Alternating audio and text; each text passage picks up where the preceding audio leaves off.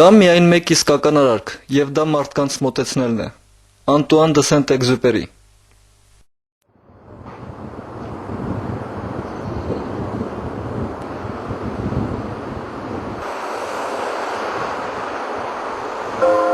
Ես ինչն է ցավը, առաջ հայկական թաղամաս էր, հավլաբարը չէ։ Նու ես եկեղեցին որ կառուցեցի, մի գալիս են վրացիներ, բան հայերը մի քիչ ծրվեցին էլի,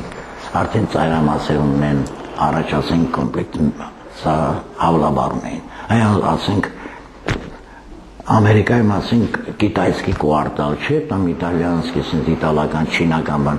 այստեղ էլ այդպես է, հիմի կամաց ծրվել են էլի մի քիչ, այն հավլաբարը չի, բայց ոչինչ էլ հայերեն կա գալիս են։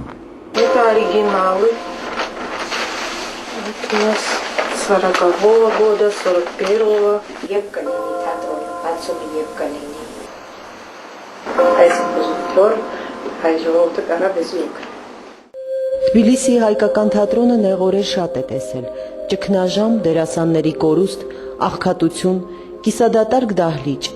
բայց բեմը երբեք չի դատարկվել, հիմա դատարկ է, այն վտանգավոր է հանդիսատեսի առողջության համար։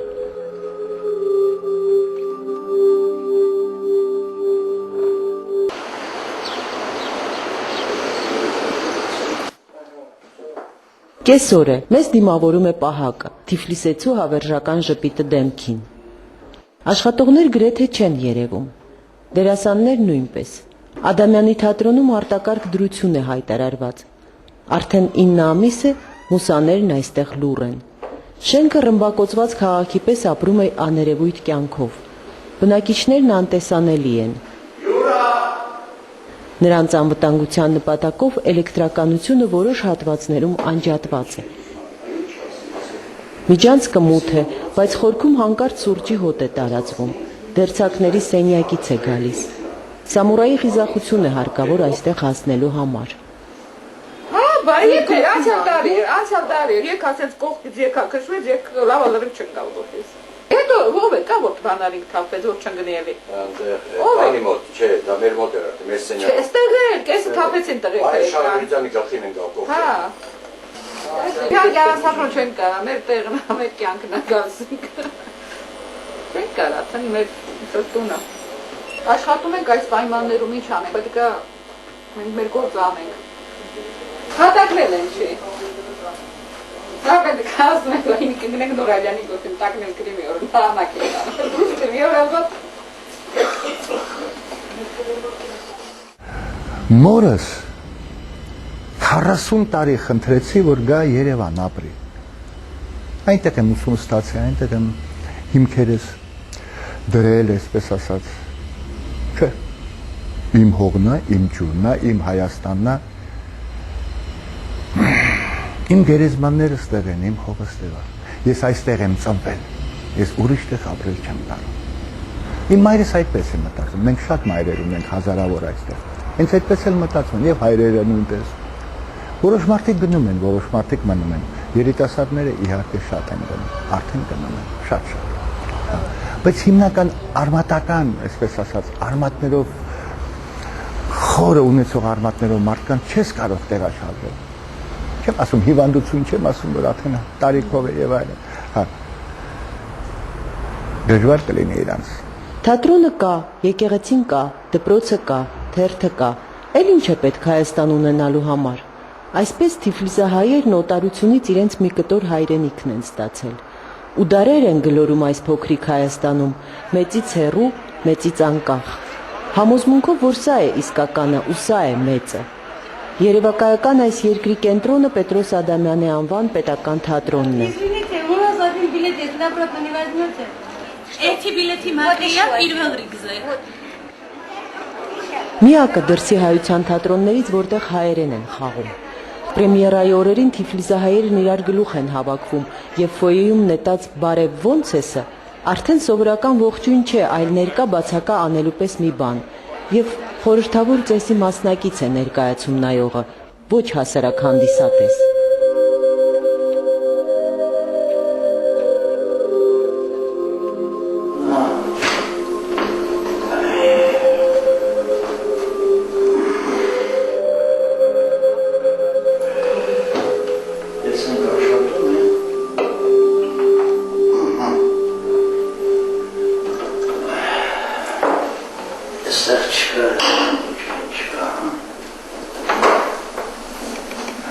Հիմա ծափերը լռել են, բայց հայերը սովորության համաձայն երբեմն գալիս են թատրոն։ Ես երևունի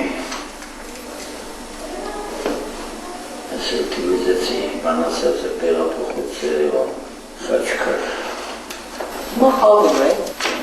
ներկայացումը պատրաստում ենք, բայց շենք չունենք հլու միջև շենքը, մեկ-մեկ յուղեր ենք գնում կամ ասենք յուրախաղեր ենք գնում, ասենք ես իմ Երևան, Վանաձոր, ասենք Գյումրի հետ ես։ Ռոբերտ Աղաջանյանը եկել է ընկերներին տեսնելու, ինչ կա չկա անելու, նորություններ իմանալու։ Հավլաբարի քոտուկներից է նրան տեսնելիս թաղի բնակիչները հաճախ են հարցնում. «Բա երբ է թատրոնը բացվելու, երբ է ներկայացում լինելու»։ Դեռ հարցնում են։ Ինքն էլ ղեկավարությանն է հարցնում. «Երբ»։ Թատրոնի տնօրենը Ֆելիքս Խաչատրյանը մենակ մի ամբողջ բարեկային ծառայության դեր է կատարում։ Առավոտից խիզախորեն վազվզում է շենքի վթարային հատվածներով, հոսանքի լարերն է ստուգում, հաշվում է նոր ճաքերը։ Ֆելիքս Խաչատրյանը դրանք բոլորն անգիր է արել եւ կարող է կազմել ճաքերի ժամանակագրությունը 1990 թվականից։ Շինարարներին բավարարում ենք ցույց տալու, հենց եկավ այստեղ կանգնեց, ասի եկեք որ այնտեղ տեսնեք այդ շենքի ճրկված մասը, ասում հա արդեն պարզ է, կարիք չկա նայեցնելու, պարզ, թողեք իջավ ներքև։ Նա դիմավորեց մեզ եւ ցույց տվեց թատրոնի բոլոր թշվառ անցքերը, այն ինչը ադամյանցիները սովորաբար թաքցնում են հանդիսատեսից։ Այսպիսին հայկական թատրոնը դեռ չէինք տեսել։ Մենք սենց մի քանի հատ նասոսներ ունենք տարբեր, տեսեք, այս վիժոկ 1, վիժոկ 2, ներսում էլ կա, մի հատ էլ հիմա առանձին ունենք, որ առաջներում մենք ավելի շուտ սկսում ենք քաշել ջուրը, բայց հետո մենք Մոսկվայից, Լենինգրադից եկան Տրիցեկովսկի գալերեի վերանորոգողները եւ նրանք ասին որ ավելի լավ է չքաշեք, ջուրը բանանեք, որտեվ ինչքան դուք բարկանում ջուրը իրեն հետ բերելու է հողը, ասենք ինչ որ մի սվաղը կամ մի բանը դուրս անելու։ Ջուրը մոտավորապես 80 սանտիմետրից ավել է։ Դա բարձրանում է 1 մետրի միջև եւ դա է պատճառը, որ ամբողջ շենքում հիմքը սկսել է խարխրվել։ Երկու կողմից շենքը սկսել է բացվել եւ երկրաշարժն գործողություն կատարել եւ 94 թվականի պայթուն եղավ մեզ մոտ, դա իր գործողությունը կատարեց։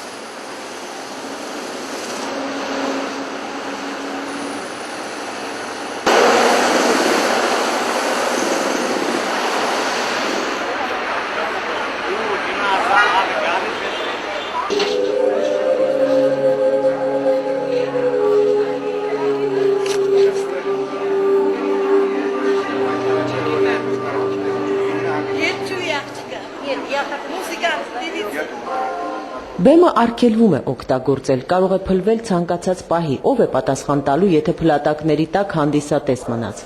Այսպես ասացին սեյսմիկ ծառայության աշխատողները թատրոնում ստուգումներ կատարելուց հետո։ Այդ օրվանից շենքի վրա ճնշող լռություն է իջել։ Սա բեմի ետնամասն է, ուրեմն առաջներում միջանկյալ պատերի մեջ չկար ոչինչ, այս շենքը կառուցված է հին ոճով, ինչպես եկեղեցիներն են կառուցում, լրիվ աղյուսով հավաքված է։ Եվ մեջը օրինակ որ սա պահի ինչ որ մի ավելնորդ բան չկա, վախն անում է որ 2-3 բալանոց երկրաշարժ եթե լինի, սրան արդեն ոչ ոք չի բռնի, որտեղ առանձնացած է, լրիվ առանձնացած է եւ հիմա քանի որ թեքված է դեպի բեմի են պատին պատին, դա է որ պահում է իրար։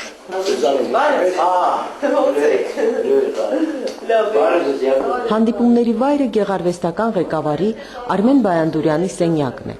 18-րդ դարի կահույքով, որը մնացել է Սունդուկյանի ժամանակներից եւ գուցե Սիրանուշի եւ Վահրամ Փափազյանի մատնահետքերն է պահում, բայց երկինքն անողոք է մասունքների նկատմամբ։ Նկարում 20 տարեկանների։ 20 տարեկանի արտաքին ունենք դուք, ինչ է։ Քո բարի աչքով ամեն ինչ այդպես կլինի։ Գիտես ինչ, տխուր ենք Սյուզան ջան։ Ախր փլվում է թատրոնը, իսկապես փլվում է թատրոնը։ Շենքը փլվում է։ Աչքներիս առաջ մեր տունը փլվում է։ Ինչ տրամադրություն կունենանք։ Այս վերանորոգումն ձգձգվում է։ Հիմա կլինի, չի լինի, իհարկե երևի կլինի։ Տեղի ղեկավարությունը խոստանում է, Հայաստանը խոստանում է, իր զորեր ձեռքը մեկնել մեզ։ Բայց առայժմ պես ռեալ բաներ չկա։ Հետո ափսոս է մեր շենքը, ափսոս է։ Ուզում ես պատմեմ Սյուզան ինչպես է կառուցվել է շենքը։ Հա, ուզում եմ։ Գիտես ինչպես է, ինչ մուրազով է կառուցվել է շենքը։ Այս շենքի հիմքը դրել են դերասանները։ Այն դերասանները արտիստական թատրոնում որ աշխատում են, Ռուստավելի հիմա մեր շենքը։ Դա հայկական թատրոն չէր, Միչայել Թուրմացյանի մեջ չընկնեք։ Ես միշտ ասում եմ, որ դա եղել է հայկական թատրոն, բայց հայկական թատրոն դա չի եղել է շենքը։ Այդ շենքը եղել է արտիստական թատրոնի շենք, այսինքն իր մեջ մեր պակել է 3 թատրոն, ռուսական, վրացական և հայկական երկուշաբթի օրերը։ Իսկ երբ այս շենքը կառուցվեց, այդ դերասանները, որոնք աշխատում էին այդ արտիստական թատրոնում, սկսած Ալի Խանյանից, Բերոյան ամուսիններից, Մարի Բերոյան և Բերոյանը և ամբողջ խումբը, բոլորը եկել են, բոլոր իրենց ազատ ժամերին և բոլոր իրենց հանգստյան օրերին եկել են հիմք են փորել, հիմքը սրա դերասաններն են փորել, որպես բանվորներ աշխատել են դերասանները և երբ այդ հիմքը փորված է եղել, մոգական առավողություն են կատարել, բոլորը իրենց մազը գցել են հիմքը։ Եվ քեզ ասեմ, երբ արդեն ուշ, երբ ես էլ արդեն թատրոնում եմ, հիշում եմ, որ երբ մի որևէ ինչ-որ արտահոց բան էր կատարվում թատրոնում, ասում են, դա Դուրյան Արմենյանի մազն է, դեռ գործում Դուրյան Արմենյանին գիտես երևի Արմենյանի տիկնոջը Լեննականի, այրանք էլ հին դերասաններ էին, Ալմանի դերասաններ էին, Դուրյան Արմենյանը այդ տարի եկել է Փարիզից նոր, նրանք մեծ մասամբ արտասահմանում են լինում այդ ամուսինները, Փարիզից եկել էր և կարմիր մազերով էր եկել, կարմիր մազերով, այդտեղ այդպես են մոտ է եղել Փարիզում կարմիր գույնը երևին եկել է մազերը կարմիր և այդ հիմքում գցել է իր կարմիր մազը և որ մի բան էր վերում թատրոնում ասում են դա Դուրյանի կարմիր մազն է վերավոր, Դուրյանի կարմիր մազն է անում, այդպես մուրազով են կառուցել և հիմա մենք ուզում ենք որ վերանորոգումից հետո նորից նոր շաչ կստանան